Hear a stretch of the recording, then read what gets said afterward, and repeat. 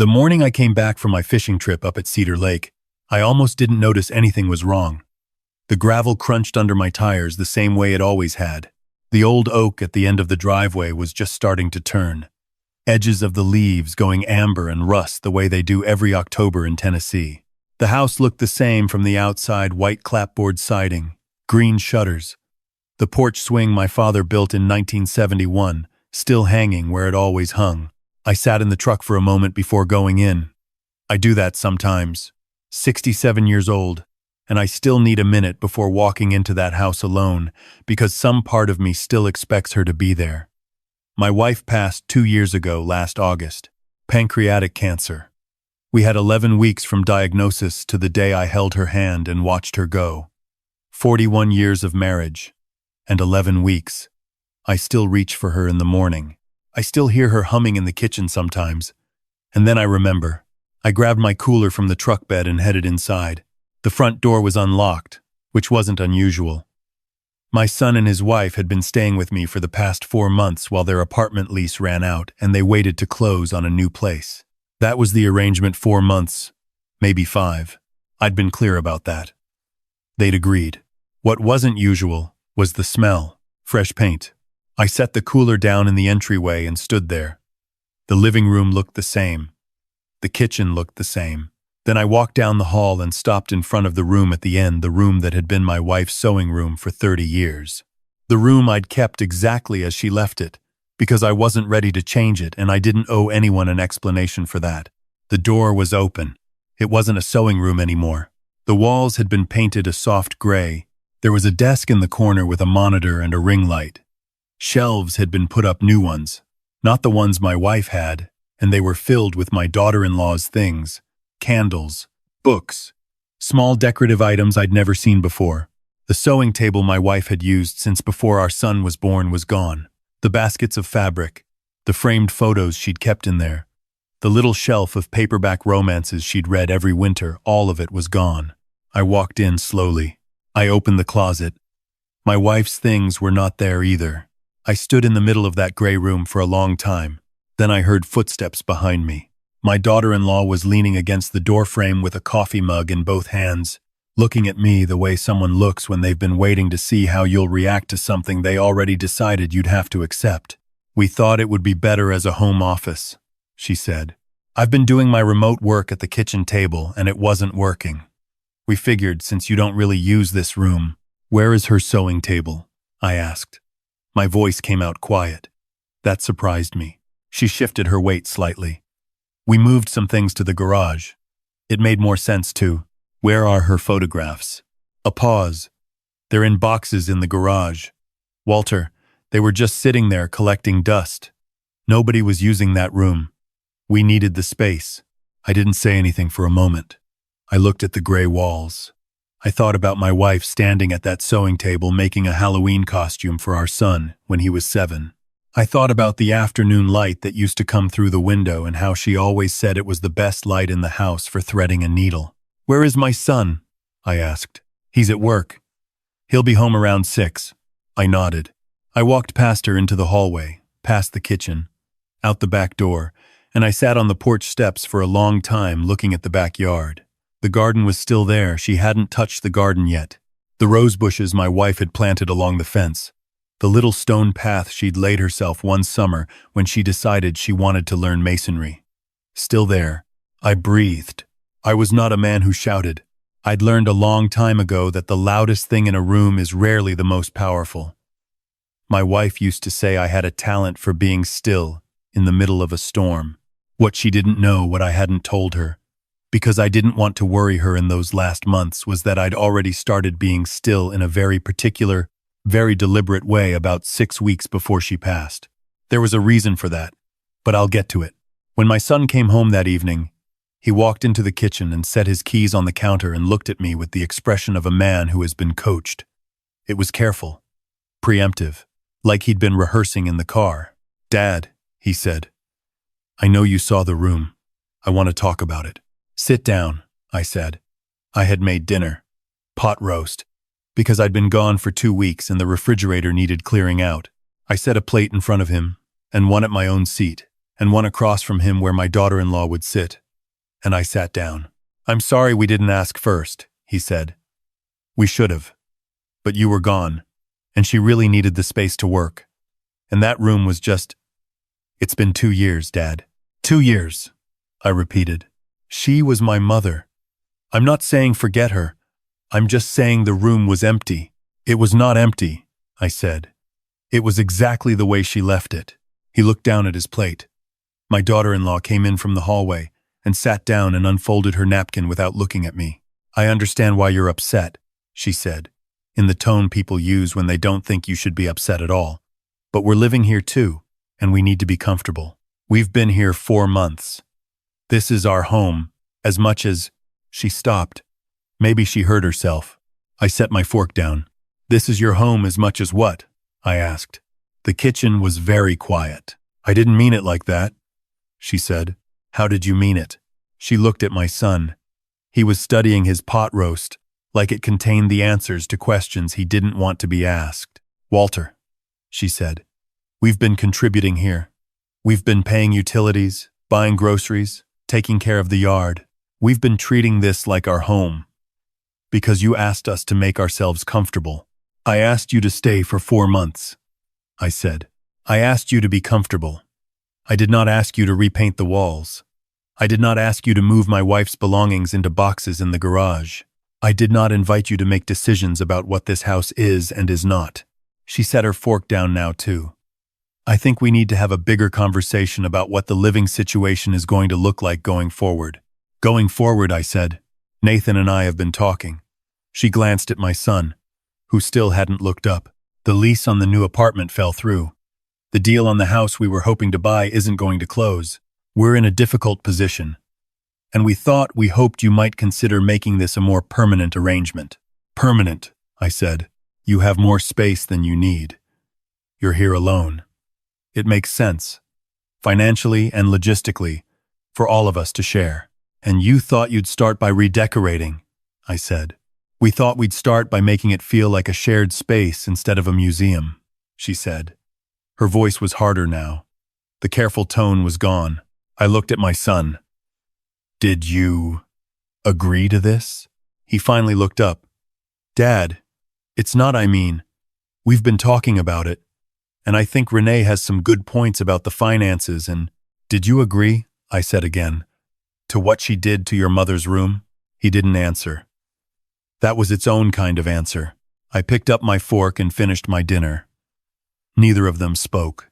When I was done, I put my plate in the sink and went to my bedroom, the master, the one with the windows facing east that my wife chose when we first moved in, because she liked waking up to the morning light, and I sat on the edge of the bed and I thought about 6 months ago, about the conversation I'd had with my son 3 weeks after my wife's funeral, when he'd said, very gently, very reasonably, that maybe the house was too big for just me, that maybe it made sense to think about the future, that he and his wife would be willing to help out with the property if I needed it. I thought about the way my daughter-in-law had walked through every room that same week, touching things and measuring things with her eyes in a way I hadn't been able to name at the time, but could name very clearly now. I thought about the attorney I'd called a month later, the one who handled estate planning and real estate law, the one I'd sat across from in a small office downtown and told everything to every conversation, every feeling, every small alarm bell I hadn't been able to explain, the one who had helped me understand my options and then helped me act on them. I thought about a document that existed now in a filing cabinet in that same attorney's office, and in a safety deposit box at the bank 3 miles from this house, and in a sealed envelope in my fishing tackle box that had been sitting in the truck for the past 2 weeks. I was quiet for a long time. Then I made a phone call. My neighbor, a man I'd known for 22 years, who had been friends with my wife, who had helped me clear brush from the back property line 3 summers in a row, he answered on the second ring. "You're back," he said. "I'm back," I said. "How's Thursday for you?" "Thursday's fine." "What do you need?" "I need a witness," I said, "and maybe some coffee." He didn't ask any more questions. That's what I valued about him. The next 2 days were ordinary on the surface. I put my fishing gear away. I unpacked my bag. I ate breakfast in the kitchen while my daughter-in-law worked in the gray room at the end of the hall, and my son left for work. I watered the rose bushes. I went to the hardware store and bought a few things I needed for a project. I was pleasant. I was quiet. I cooked dinner both evenings because I liked cooking and because there was nothing to be gained from being hostile. My daughter-in-law seemed to interpret my calmness as acceptance. By Wednesday evening, she was talking at dinner about what she thought could be done with the spare bedroom upstairs, the one my son had used as a kid. She said she'd seen some ideas on a home design website. She said the window up there got good afternoon light, and she thought it would make a nice reading nook if you took out the twin bed and put in a window seat. I said that sounded like a lot of work. She smiled. "It's worth it if we're going to be here long term," she said. "Make it really ours." I thought about that phrase. Make it really ours. My son watched me from across the table. He had the look of a man standing too close to the edge of something and not quite sure how he got there. Thursday morning, my neighbor came over at 9 o'clock, and we sat at the kitchen table with coffee. My daughter-in-law was in the gray room, with the door closed, on a work call. My son was at the office. I opened the tackle box. I took out the sealed envelope. I also took out a smaller folder I'd been keeping in the box. A set of papers that had been signed and notarized and filed with the county clerk's office 11 months ago, in the fall before my son and his wife had ever mentioned moving in, back when I first began to understand what I was looking at. My neighbor read through them quietly. He's a methodical man. He takes his time.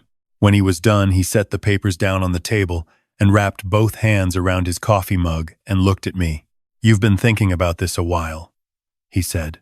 "About a year," I said. "And they don't know. They don't know anything," I said. He nodded slowly. "What do you need from me?" "I need you to be here when I have the conversation," I said. "I need someone who can verify later what was said and how." He nodded again. "All right." We had lunch. We talked about other things, his grandson's soccer team, the truck I'd been thinking about trading in, whether the winter was going to come early this year. Around 2 o'clock, my daughter-in-law came out of the gray room and stopped short when she saw my neighbor sitting at the table. I introduced them. She was polite. She said she had some errands to run and would be back before dinner. She took her keys and her purse and left. My son came home at 5:30. My neighbor was still there, reading a paperback at the kitchen table. My son gave him a puzzled look, but said hello. "Dad," he said. "Can I talk to you?" "We can all talk," I said. "Sit down." He sat down. My daughter-in-law came in about 10 minutes later and stopped in the doorway when she saw us all at the table. "Something's happening," she said. "Not a question. I'd like you both to hear some things," I said. "Please sit down." She sat next to my son, and whatever she felt in that moment, she hid it well. I had the papers on the table in front of me. I didn't touch them yet. "Before we talk about the house," I said, "I want to say something first. I love my son. I loved his mother, and she loved him. And everything we built here, this house, this property, we built it for our family. That has never changed. It will never change."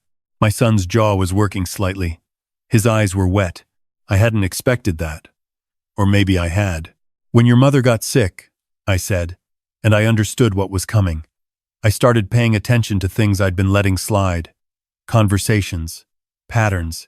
I noticed certain things happening that worried me.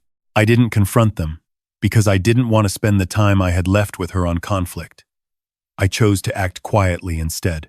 My daughter-in-law shifted in her chair. 11 months ago," I said, "I met with an estate attorney.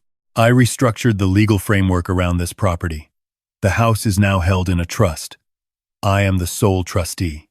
The terms of the trust are specific, binding, and already on record.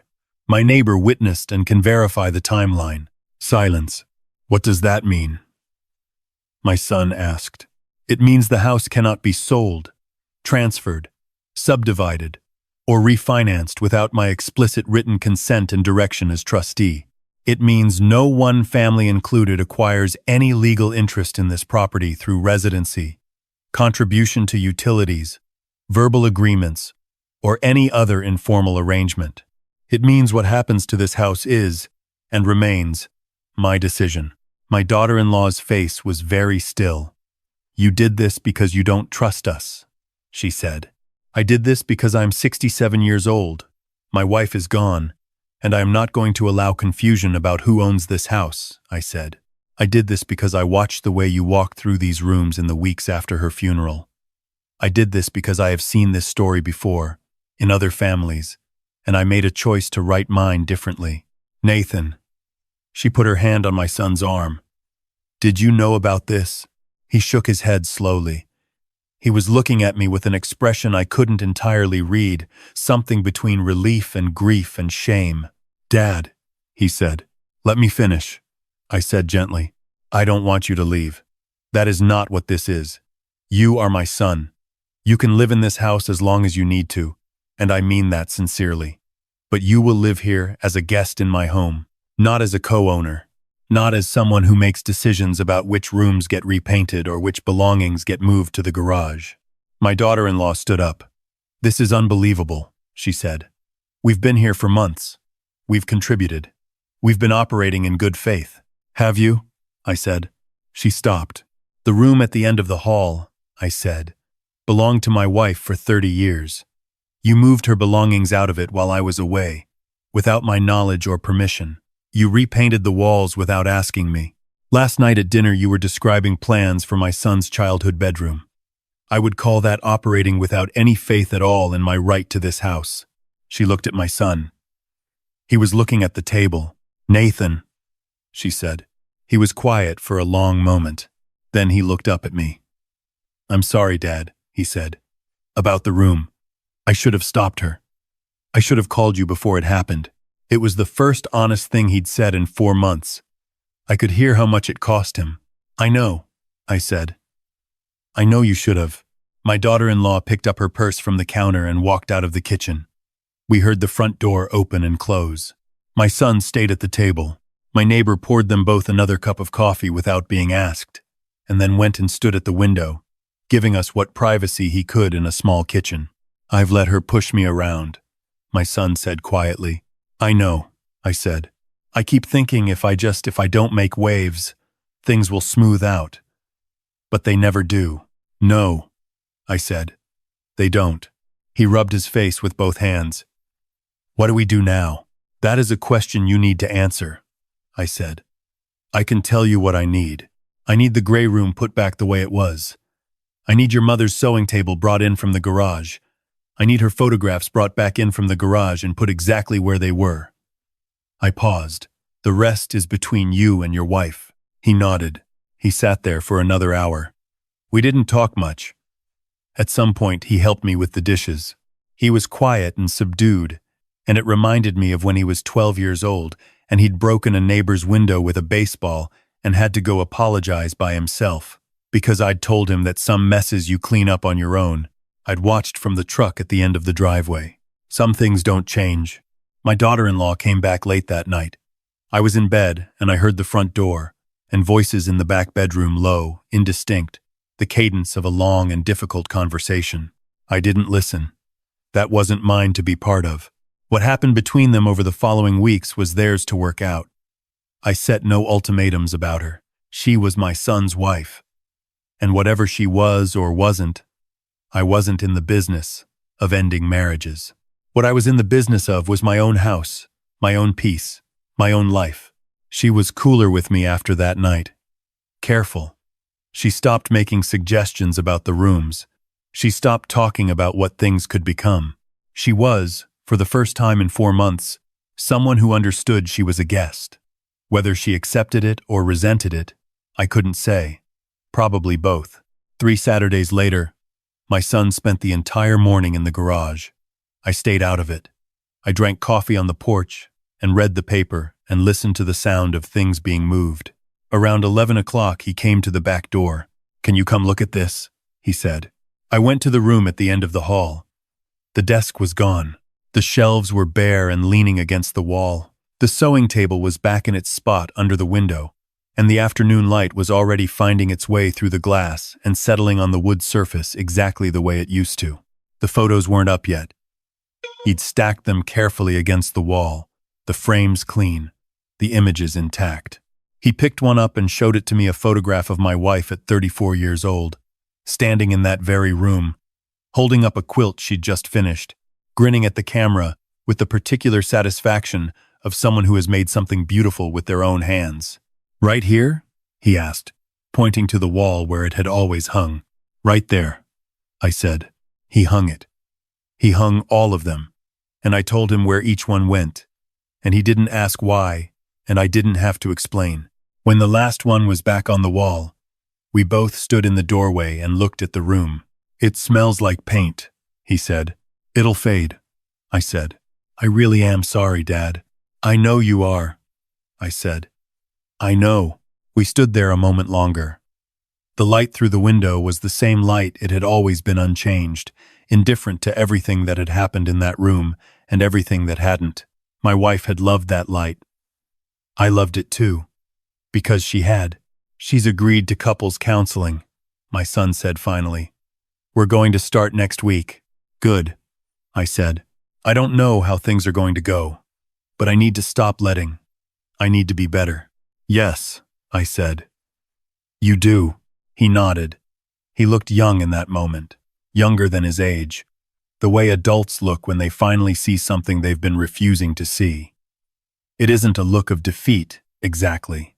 It's the look of someone deciding to stop pretending. That evening I made a simple dinner, nothing special, just soup and bread and the last of the pot roast. We ate together, the three of us, with less conversation than usual but less tension too. A different kind of quiet.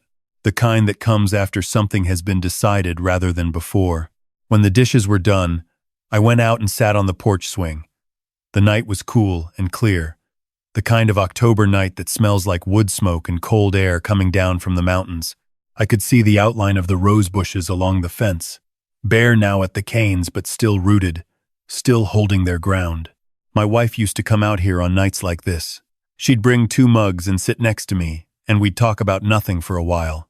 The neighbors, the garden, whatever my son was up to at school or later at work, whatever small news the week had held. Then we'd go quiet and just sit. The swing moving gently, neither of us needing to say anything at all. I thought about what she would have thought about all of this. I thought she would have wanted me to be clear. She was gentle, but she was not soft. And she had strong feelings about people overreaching, about entitlement, about the assumption that love means you're allowed to take. She would have been disappointed in our son. She would have been unsurprised by his wife. She would have asked me what I planned to do about it. And when I told her, she would have said, and I could hear her voice as clearly as if she were sitting next to me, "Good. Don't let anyone make this house something it isn't." I'm not going to let that happen. I made her a promise in those 11 weeks, sitting by her hospital bed, that I would take care of what we'd built together. I meant the rose bushes and the stone path and the photographs and the sewing table. I meant the porch swing her father built and the kitchen where we made 40 years of dinners. I meant the room with the light she loved. I meant all of it.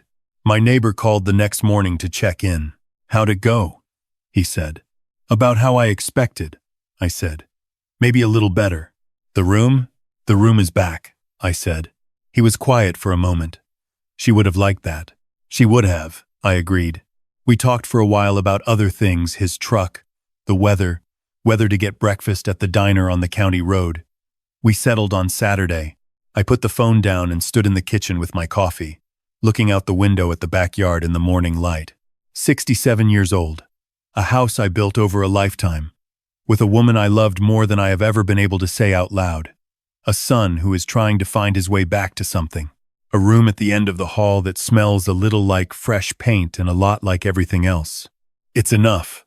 Some mornings, when the light comes in at just the right angle and the garden is still and the house is quiet, it is almost more than enough. I picked up my mug and I walked to the room at the end of the hall, and I stood in the doorway and I looked at my wife's sewing table and at the photographs on the wall and at the October light, doing what it has always done, falling exactly where she used to stand. "Good morning," I said quietly, and then I went back to the kitchen to make another cup of coffee, and I got on with my day.